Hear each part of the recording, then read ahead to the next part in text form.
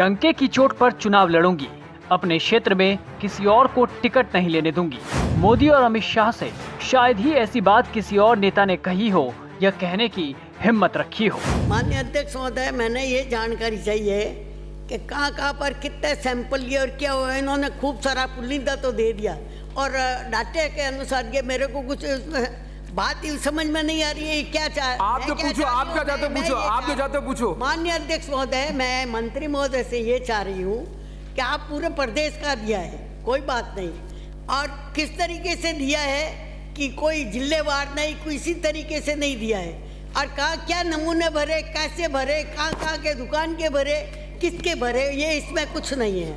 मगर मैं ये चाहती हूँ और कुछ नहीं तो आप सिर्फ जोधपुर का तो बता दो मेरे को कि आप जोधपुर में कितने कितने लिए और कहाँ से लिए और किस किस के नमूने लिए और कहाँ दुकानों से लिए और कितने फेल हुए और कितने पास हुए, ये बता दें।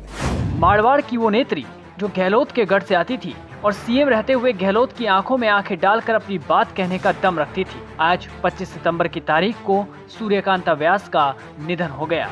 लोग उन्हें प्यार से जीजी कहकर बुलाते थे। माननीय अध्यक्ष महोदय, ये भारत सरकार की बात करते मैं ये चाह रही हूँ कि जोधपुर में आप कितने लिए और कितने फेल हुए, कितने पास हुए, ये नहीं बताया। कौन सी दुकान के लिए, काय के लिए, दूध के लिए, मिर्च के लिए, हल्दी के लिए, नमक के लिए, किसके लिए, ये तो बताओ मेरे को। ये तो मंत्री है साहब, पूरे राजस्थान के मंत्री है। इनको तो सारी, इनके पास तो टिप का सामान है, मेरे पास इतना थोड़ी है। मैं तो जहाँ जानती हूँ वो बताती हूँ। आप 3 विधानसभा क्षेत्र है, एक का भी बता तो दो, एक का भी बता दो। कांग्रेस के राज में बीजेपी का सूर्योदय कराने वाली नेत्री सूर्यकांता व्यास की दमदार आवाज अब खामोश हो चुकी है।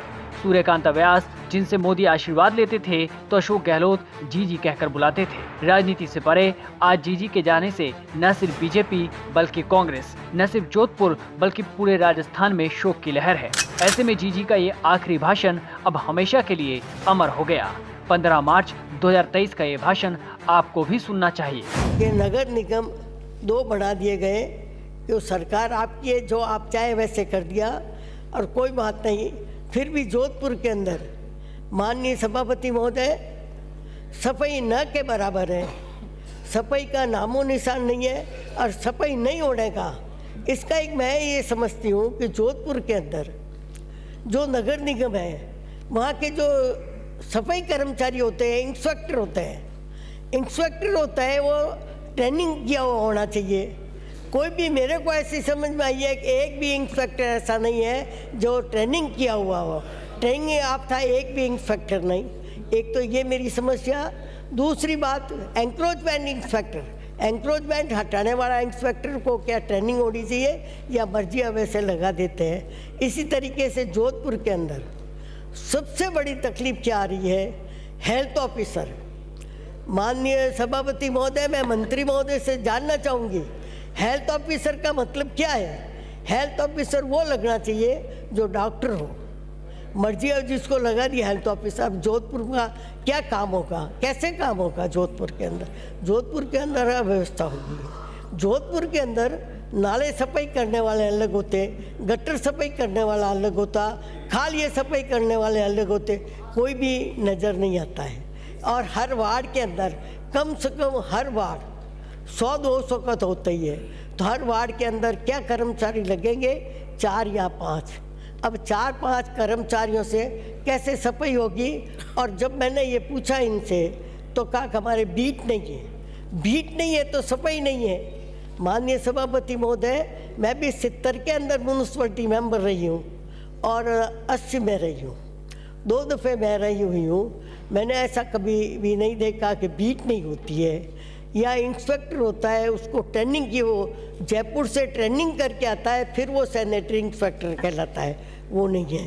तो ये अव्यवस्था। और सबसे बड़ी बात, हेल्थ ऑफिसर कौन होता है? जो डॉक्टर होता है वो होता है। इन्होंने मर्जिया वैसे कर दिया है। इसलिए मंत्री महोदय से चाहूँगी इसके लिए अपने जवाब के अंदर विचार करें कि इस तरीके कैसे किया गया है। माननीय सभापति महोदय, जोधपुर के अंदर सबसे बड़ी समस्या ये है कि माननीय मुख्यमंत्री जी ने शहर प्रशासन की ओर लगाया और पट्टे जारी कर रहे हैं। बहुत अच्छी बात है, पट्टे जारी होने चाहिए और पट्टे मिलने भी चाहिए। मगर पट्टे किसको मिल रहे हैं? जो पट्टा मिलना चाहिए उनको तो पट्टे मिल ही नहीं रहे हैं।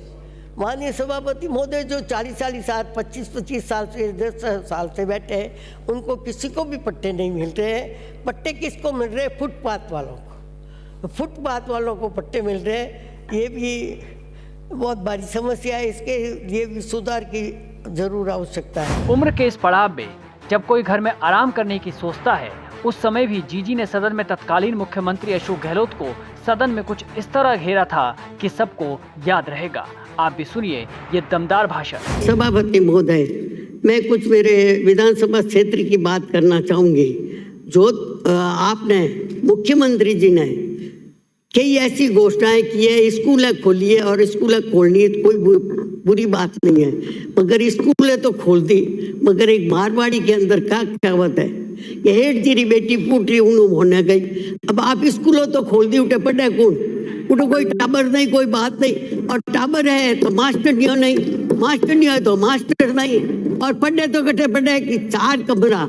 मैं कई स्कूलों के अंदर सभापति महोदय खुद जाती हूँ, ऐसे नहीं है मैं कोई हवा में बात करूँ, मैं खुद स्वयं जा करके देखती हूँ। कई दान दातों को ले जाती हूँ, मैं जा करके देखा कि वहाँ पे क्या है कि 4 कमरे, एक कमरा कौन ले लिया? ये बाल वो क्या लगती, क्या कहते हैं, आंगनबाड़ी वालों ने, उन्होंने ले लिया। अब रहे 3 कमरे, और क्लास कितनी है? 1 से 8 तक। अब 3 तो कमरे और 4 मास्टरनी और 1 हेडमास्टर साहब। हेडमास्टर साहब तो विरासत ही नहीं है, 3 दफे गए, 3 ही दफे नहीं मिले। और 4 टीचर, 1 टीचर नहीं, 3 थी। अब 1 से 8वीं तक की क्लास के अंदर एक कमरे के अंदर ऐसे लकड़ी लगा दी, या टाट पट्टी तो बिछड़े के सवाल ही नहीं, ऐसे लगा के ये पहली है, ये दूसरी है, इस तरीके से स्कूलों की हालत है। तो सबसे पहले मेरी आपके माध्यम से मुख्यमंत्री जी से निवेदन है कि आप स्कूल न खोलो, कोई भी सरकार हो, मगर देखे जगह कहाँ है, टीचर कहाँ है, पढ़ाएंगे कौन? ये आने वाले भविष्य के बच्चे हैं। मैंने उस 4वीं क्लास के बच्चे को बुला करके पूछा कि भाई आ तो इधर, आ तो बेटे, बोलो भाई राजस्थान का मुख्यमंत्री कौन है? कि साहब हमको तो पता नहीं। अरे मैं क्यों कमाल हो गई, अगर 4वीं क्लास का बच्चा ये नहीं बता सके कि राजस्थान का मुख्यमंत्री कौन है, तो वो भी जोधपुर का। मेरे को तो इतना घमंड रहता है कि हम मुख्यमंत्री हमारे जोधपुर का है। क्यों? कांग्रेस का राज था तो कोई मुख्यमंत्री तो बनते ही, तो फिर हमारे जोधपुर का मुख्यमंत्री है। हमें इस बात का घमंड रहता। मैं और वो दोनों आते एक जगह से ही है, और फिर भी जोधपुर का विकास नहीं हो तो नौना ब्याह ने महापुरुषन वाली, और फिर भी मैं बुका तो बस कई मतलब हुए।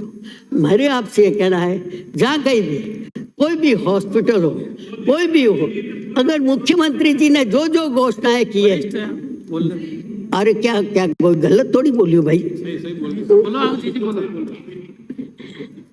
मुख्यमंत्री जी अगर जोधपुर गए, एक गली, एक मोहल्ला, हर मोहल्ले जानते हैं, और हर जगह वो मरने में करने में जाते हैं। इसलिए मेरा है कि उनसे कोई चीज छिपी हुई नहीं रहे। फिर भी हमारे यहाँ पे जोधपुर में कोई काम अधूरा रह जाए तो फिर हमारा तो दुर्भाग्य ही समझे। हमारे मुख्यमंत्री जोधपुर के मुख्यमंत्री होते भी नहीं। क्यों? मैंने आपको ये रोज ही बात कहती हूँ मेरे को, और हम ना हमारे नेता कभी ऐसी कोई सलाह देते हैं, अगर ये अच्छा काम करते तो हम तो इनकी तारीफ कर देंगे, इनको पुष्पहार पहना देंगे, कोई तकलीफ नहीं है। हमारे नेता ऐसी राय नहीं देते। माननीय सभापति जी, मैं रसोई करती, खाना बनाती और पानी के लिए झगड़ा करते मैं इस हाउस में पहुंची हूँ। मैं चाहूँ जोधपुर की जनता कोई तिरछी नहीं रहे, मगर सरकार की घोषणा के बाद आज साल भर हो गया, ट्यूबवेल की घोषणा करने के बाद ट्यूबवेल अभी तक भी नहीं लगे। मेरे फोन करते मैं परेशान हो गई। ये अधिकारी सुनते नहीं है। आपको इसको बहुत सीरियसली लेना चाहिए। मेरी बात को मजाक में मत समझना। ये क्या बात हुई? मुख्यमंत्री जी चाहते हैं वाली जोधपुर में काम हो, मगर मॉनिटरिंग पूरा नहीं हो रहा है। मारवाड़ी में एक कहावत है कि कागला माखन खाए, वो स्थिति हुई है। कागले माखन खाते हैं, क्या बात करते हो? कोई व्यवस्था नहीं, मॉनिटरिंग नहीं हो रहा है। कई घोषणा में की है, मगर पूरा उसका अगर मॉनिटरिंग हो तो आज जोधपुर चमन जाता। हम तो जोधपुर की बात करूंगी, ये पूरे राजस्थान के हैं, सब जगह करते हैं। यहाँ कोई काफी लोग बोले पूरे जोधपुर को ये दे दिया, जोधपुर क्या दिया? जोधपुर को इन्होंने क्या दिया? जोधपुर ने दिया है 3 मुख्यमंत्री, जयनारायण जी, व्यास दिया, बरकतुल्ला खान दिया और अशोक जी दिए। जोधपुर ने दिया। ये जितना अगर जोधपुर में जितना करे उतना भी कम है। माननीय सभापति महोदय, मैं पानी के लिए कहना चाहूंगी कि हर जगह कोई भी मोहल्ला, कोई भी गली ऐसी नहीं हो जहाँ पे पानी नहीं पहुंचे। हमारे वहाँ तीन विधानसभा क्षेत्र है।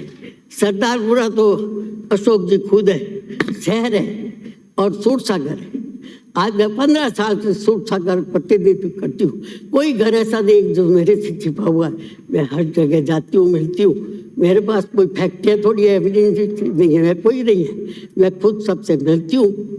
और जहाँ जहाँ भी अगर मुख्यमंत्री जी ने पहले MLA के लिए कहा था कि सड़कें बनेगी, तो जहाँ पे पत्थर लगाए वहाँ पे लिखा हुआ है कि मुख्यमंत्री की जी बजट घोषणा के अनुसार ये सड़कें बनेंगी। हम ऐसे भी नहीं करेंगे। हमारे यहाँ सारा सिस्टम है। और सबसे बड़ी बात है कि हमारे नेता ऐसी राय नहीं देते। मुझे इस बात का भी घमंड है। अगर वो कहते हैं अच्छा काम है तो अच्छा है। मैं ये चाहूँगी मुख्यमंत्री जी को कि ये सारी जो पुष्टवाहिनी के लिए जो मैंने निवेदन किया है उसकी कुछ घोषणा करे, वहाँ व्यवस्था करे। इतने टूरिज्म आते हैं, पहले बाद में किले जाएंगे, पहले वहाँ दर्शन करेंगे। और मूर्ति आप देखो तो देखते रह जाओगे, ऐसी मूर्ति है, वहाँ दर्शन करेंगे, उसके लिए कुछ करें। और सूरसागर को माइनिंग को डिपार्टमेंट उस खानों को उद्योग का दर्जा दे। बता दें कि सूर्यकांता व्यास जोधपुर की सूरसागर सीट से विधायक रही थी। जोधपुर से लेकर जयपुर तक के नेता इन्हें प्यार से जीजी कहा करते। सूर्यकांता व्यास ने 1990 से 2018 तक 7 बार चुनाव लड़े। वे साल 2008 से 2023 तक सूरसागर से विधायक रही। ये वो इलाका था जहां बीजेपी कभी बहुत कमजोर हुआ करती थी, लेकिन सूर्यकांता व्यास ने इसे पार्टी का मजबूत गढ़ बना दिया। यही वजह है कि जब भी पीएम मोदी जोधपुर आए, जीजी का आशीर्वाद जरूर लिया। मारवाड़ जहां गहलोत का गढ़ माना जाता है, यहाँ पर व्यास ने अपनी पैठ जमा कर उन्हें सियासी रूप से चुनौती दी, लेकिन उन्होंने सियासी तस्वीर के तर हमेशा गहलोत को आशीर्वाद भी दिया और कई मौकों पर गहलोत सरकार की तारीफ भी की थी। सूर्यकांता व्यास ने राजनीतिक करियर की शुरुआत 1963 में जनसंघ की सदस्य बनकर किया। इसके बाद 1969 में जोधपुर शहर के उपाध्यक्ष बनी। 1977 में जनता पार्टी की जोधपुर जिला अध्यक्ष बनी। 1980 में बीजेपी बनने के बाद उन्हें जोधपुर महिला मोर्चा का अध्यक्ष बनाया गया। 1983 से लेकर 1990 तक महिला मोर्चा की प्रदेश अध्यक्ष रहीं। 1987 में भारतीय जनता पार्टी राष्ट्रीय परिषद की सदस्य बनी। सूर्यकांता व्यास ने 1972 और 1983 में नगर परिषद से पार्षद का चुनाव जीता। उसके बाद 1990, 1993, 2003 में जोधपुर और 2008, 2013, 2018 में सूरसागर से विधानसभा चुनाव में जीतकर विधायक बनी। सूर्यकांता व्यास के राजनीतिक संघर्ष और आंदोलन की बात करें तो ये बहुत कम लोगों को मालूम होगा कि जीजी ने सत्याग्रहों के दौरान कई बार जेल यात्राएं भी की थी। राम जन्मभूमि आंदोलन के लिए राजस्थान के महिला जत्थे का नेतृत्व भी किया था। उसके बाद 26 जनवरी 1992 में कश्मीर में लाल चौक पर तिरंगारोहण के लिए यात्रा भी की। 3 नवंबर 1992 को जोधपुर में पार्टी के रेल रोको आंदोलन का नेतृत्व किया और इस दौरान इंजन की टक्कर से घायल भी हुई थी। 2 जुलाई 1994 को जम्मू में डोडा सत्याग्रह आंदोलन में बीजेपी के वरिष्ठ नेता डॉक्टर मुरली मनोहर जोशी के नेतृत्व में सत्याग्रह एवं गिरफ्तारी भी दी थी। बीजेपी के बड़े आंदोलन में अपनी सक्रिय भूमिका एक सच्ची जननायिका का 87 साल की उम्र में निधन हो गया। जीजी काफी दिनों से बीमार चल रही थी, जिसके बाद से पूरे प्रदेश में शोक की लहर है।